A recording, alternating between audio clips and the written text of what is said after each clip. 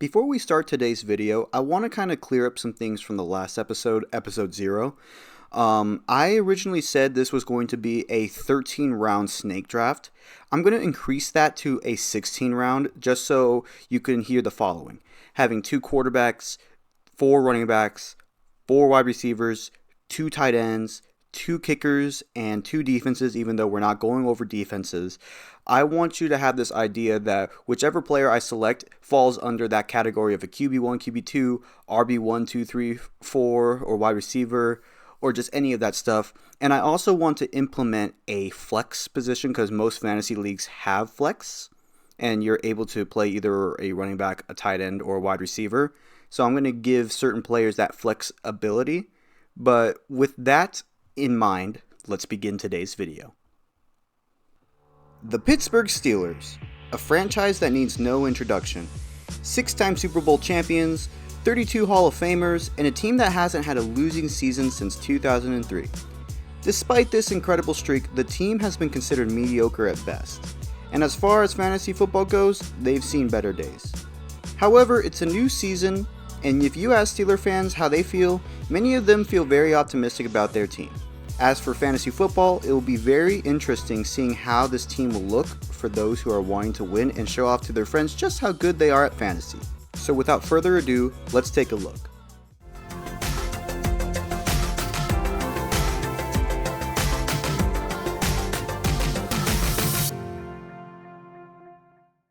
How is everyone doing today? My name is Aaron and this is the Gameday Hour.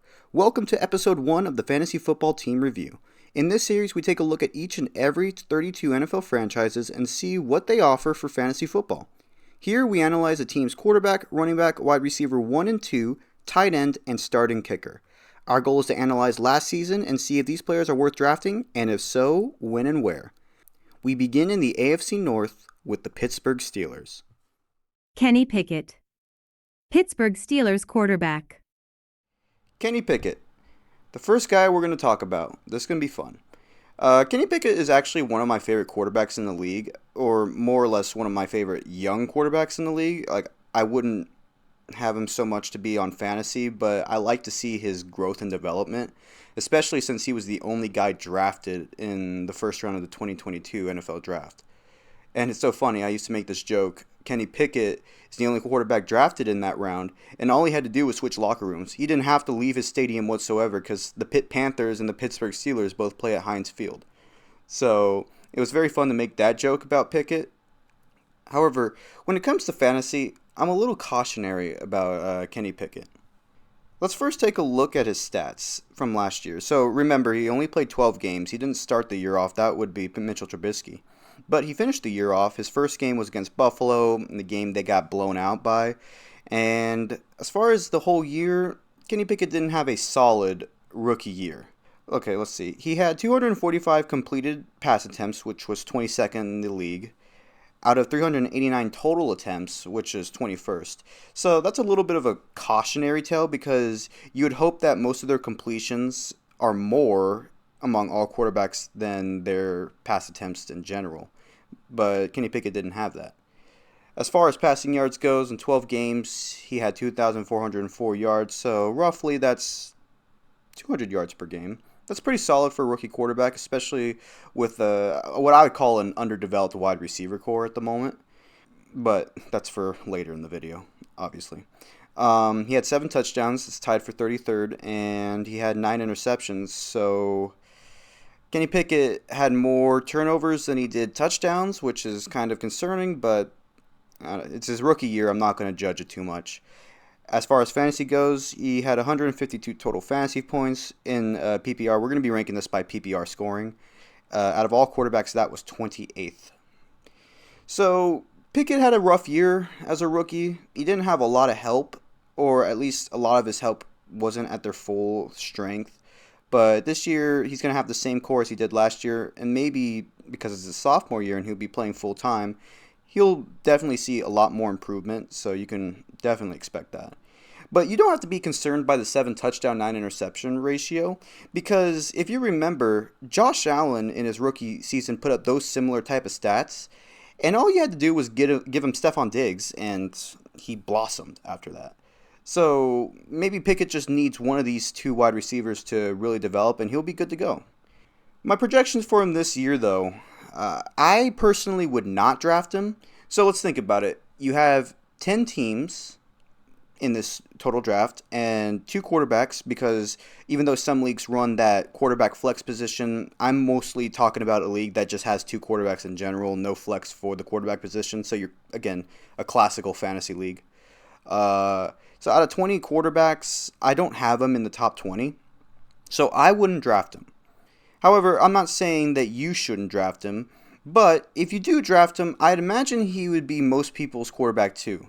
The guy you bring in when your starting quarterback mainly has a bye week, and you'd bring Pickett in for a little bit. Or if Pickett and the Steelers were playing an easy defense versus your starter who's playing an incredibly difficult defense, maybe you start Pickett there. But personally, I wouldn't draft him. What I think he'll do this season, though, is he definitely will improve, assuming his wide receiver core and his tight end core, they get better. Because if you take a look at the stats of some of these guys that you'll see later, they didn't have a lot of touchdowns. Not a lot. One of them didn't even have a single touchdown, and I'm going to talk about him in a little bit. But I'd imagine with Pickett at full strength this year and Pickett being able to play all 17 games, theoretically, the Pittsburgh Steelers, I think, will do a lot better on offense with him, but I just wouldn't draft him this year. I'd more or less analyze him first before I would draft him. But that's all I have to say about Kenny Pickett. It's time to move on. Najee Harris. Pittsburgh Steelers running back. Next up, we have Najee Harris, and Najee Harris, theoretically, to me, is the best player on the Pittsburgh Steelers. I saw him at play when he was with Ben Roethlisberger in Ben's final season in the NFL. And now, looking back to last year, I had Najee Harris as one of the top running backs in the league, but to me, he did not live up to it despite having a good year statistically.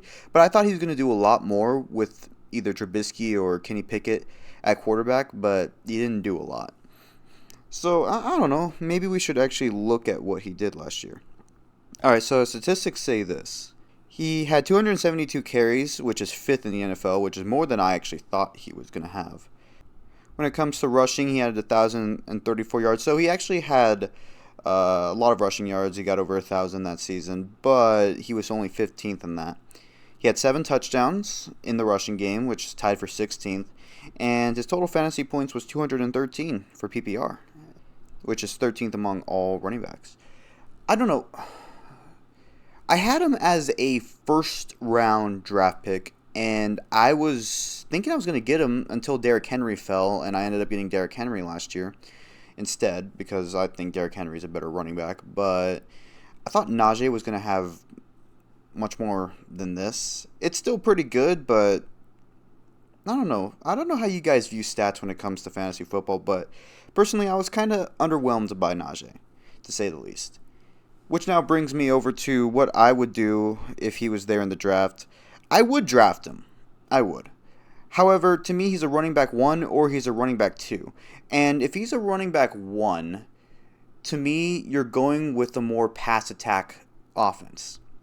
Which basically means, like, your main priority is in the passing game. Your first wide receiver may be Justin Jefferson or Jamar Chase or Devontae Adams. And you're not really much going for the running back position. But if you were going with the rushing game, I find there's so many better options than Najee. I have 13 running backs ahead of him on my list.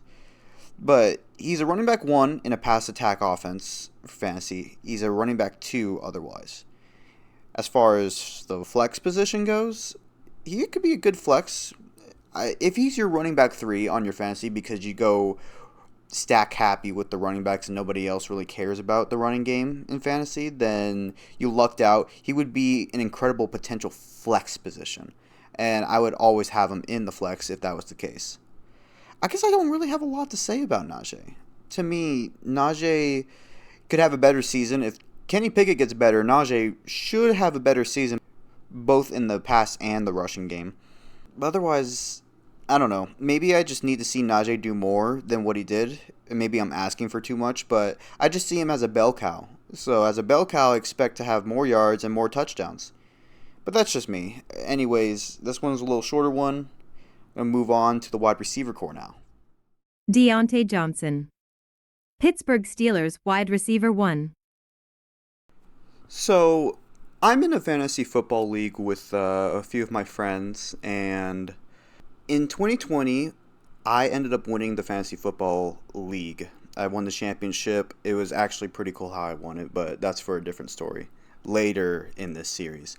One of the players I had on that team was Deontay Johnson, and I had him as my 5th wide receiver because we have a 5 receiver type lineup. You don't have to have a tight end in our league. You can just go 5 wide receivers if you want. And Deontay Johnson was at least my 3rd best wide receiver behind Diggs and Tyreek Hill, who I had on the team on time. And man, what a year. But last season, I'm a little disappointed. Just a little disappointed. So last season, Deontay Johnson had 86 receptions. That's tied for 15th most in the entire league. So there's nothing wrong there.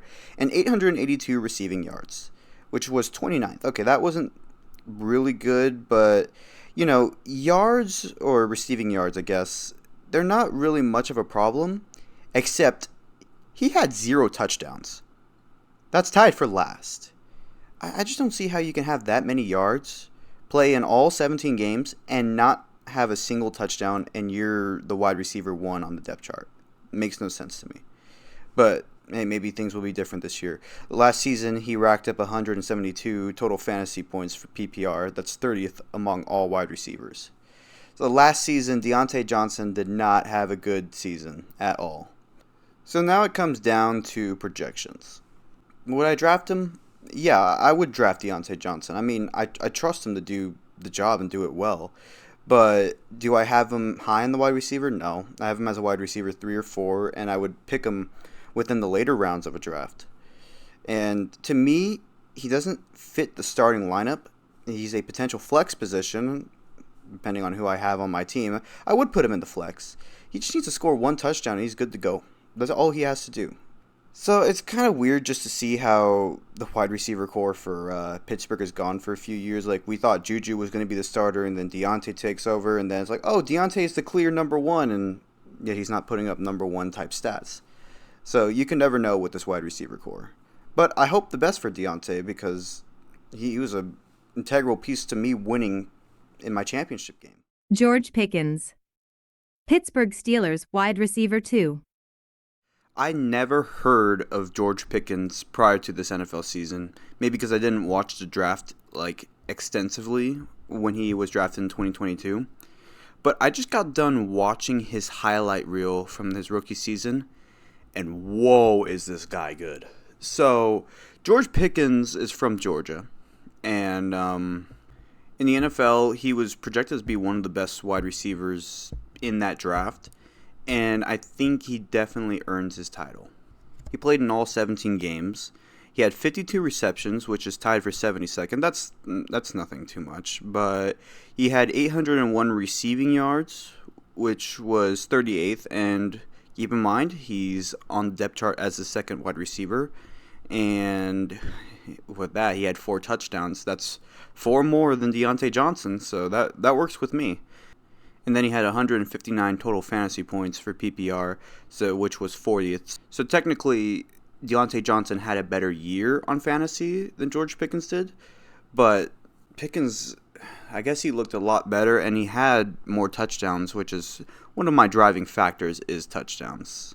For projections, would I draft him? Yes, right now at a wide receiver 4. I wouldn't draft him as my 1st, 2nd, or 3rd wide receiver, but as my 4th, I would. Somewhere in the rounds 11 or 15. And, of course, with that, he's a potential flex position. But I'm going to make a projection right now going into next time I do this, which hopefully will be in the summer of next year. I think he might increase his capability to wide receiver 2, and he'll jump to number 1 on the Steelers depth chart. If he keeps up what he's doing, because what he does is he plays that position very well. So, to everybody out there who has a lot of hype on George Pickens, I think George Pickens will increase. He's going to definitely play way better. At least I hope so. Kenny Pickett has himself a pretty good target. Pat Freiermuth. Pittsburgh Steelers tight end.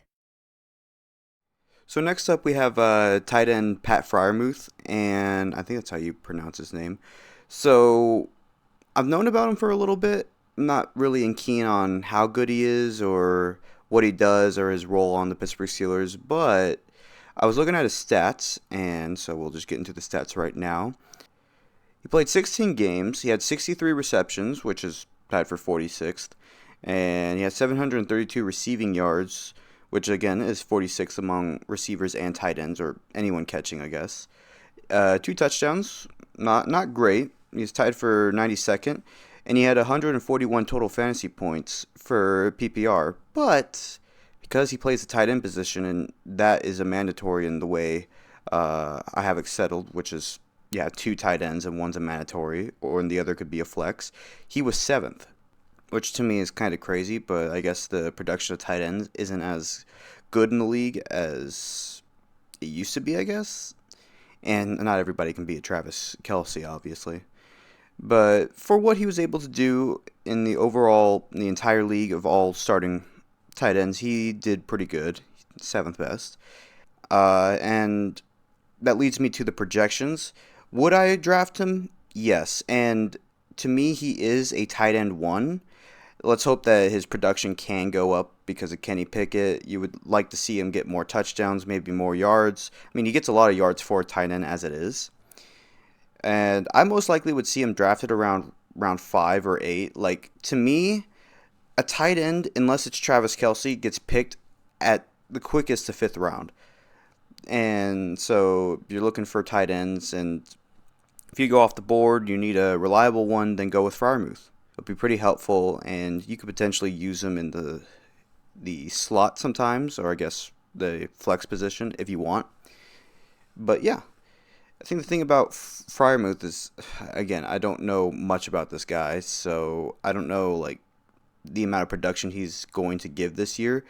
So that's something you can't really calculate, but in a league where you're having a mandatory tight end, you should be good to go with this guy as long as you're drafting pretty well prior to that. Wide receivers, running backs, and get yourself a steady quarterback. He could be a number 1. Chris Boswell. Pittsburgh Steelers kicker. Entering his 9th season into the league is Chris Boswell, the kicker for Pittsburgh, and I've known about this guy for a while because I've used him on my team a few times. But last year, he didn't really have a very outstanding year, and right now I'm hearing reports about him potentially being replaced maybe midway through the season. So I'm going to be a little bit more critical in how I think about this guy, but I don't know. Let's see what happened last year. So last year, he played 12 games, similar to Pickett, and he was 20 for 28 between made and attempted field goals. That's 71%. That's awful, by the way. That's tied for 38th, so that's not good at all. But he was 100% on extra point percentage. Well, I mean, everybody in technicality should be 100%, but not all of them, so I guess he has that. His long last year was 59 yards, which was tied for 6th, and he had 78 points, which was 32nd. And for fantasy, he had 114 total fantasy points for PPR, which was 23rd among all kickers. So last year he had a below average season. He didn't play a lot of games. Maybe if he played all games, he would have a higher percentage, maybe have higher points and everything. But for what he did last year, he didn't have a great year. To a standard. Normally he's a really good kicker. So for my projections, I would not draft him because I have him very low on my list, and it depends on how you play. Some people just pick up one kicker, some people play 2 kickers, but even if you do the 2 kicker strategy like I do, I wouldn't pick him up. It's because there's so much better options. You have just better kickers overall. But if you do pick him up, you would probably pick him up as kicker 2 in round 15 and 16 because normally kickers are picked in the last round. Generally, secondary kickers are always picked in the last 3 or 2 rounds. But overall, with Boswell, the percentage isn't good. He needs to get that up, and he needs to be a little more persistent with his field goals, or he might be swapped on the depth chart because he's not the only kicker there. But yeah, that should do it for all the players. So that's going to do it for today. That is the Pittsburgh Steelers. So again, I'm not here to influence how you draft or who you draft. I'm just here to give you extra information in order to get you prepared for your next fantasy football draft. So I hope you enjoyed today's video. If you do, please like, comment, and subscribe. And when you subscribe, hit that bell notification so you can get notifications for when my videos and episodes go up. And again, follow me on all my social medias if you want to also keep up or interact that way. Next episode, we're going to be doing the Cleveland Browns, so get prepared for that. And yeah, that's all there is for today. Hope you enjoy and have a great rest of your day.